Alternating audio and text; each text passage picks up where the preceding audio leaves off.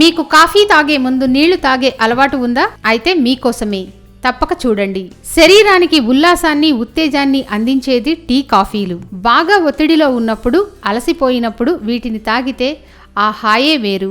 మళ్ళీ కొత్త శక్తి వచ్చి మన పని మనం చేసుకునేందుకు ఉపయోగపడతాయి. అయితే ఇల్లు, ఆఫీస్, హోటల్ లేదా బయట ఎక్కడైనా కాఫీ, టీలు తాగినప్పుడు వాటికి ముందుగా మనలో అనేక మంది నీళ్లు తాగుతారు. అలా ఎందుకు తాగుతారు?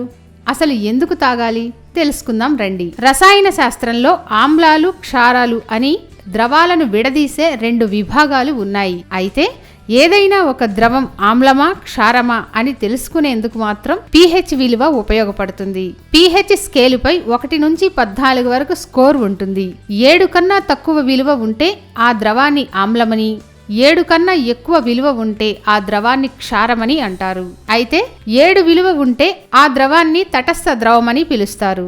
ఈ క్రమంలోనే నీటి pH విలువ చూస్తే అది 7 కన్నా ఎక్కువగా, కాఫీ, టీల pH విలువలు 5, 6లుగా ఉంటాయి.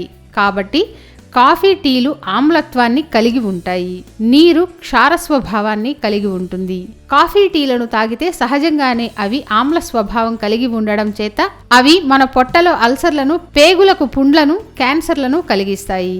కనుక వీటిని తాగే ముందు నీటిని తాగితే పొట్టలో ఆమ్ల ప్రభావం తగ్గుతుంది. దీంతో ఆరోగ్యాన్ని కూడా రక్షించుకోవచ్చు. కాబట్టి కాఫీ, టీలను తాగే ముందు తప్పనిసరిగా 1 గ్లాస్ నీటిని మాత్రం తాగాల్సిందే.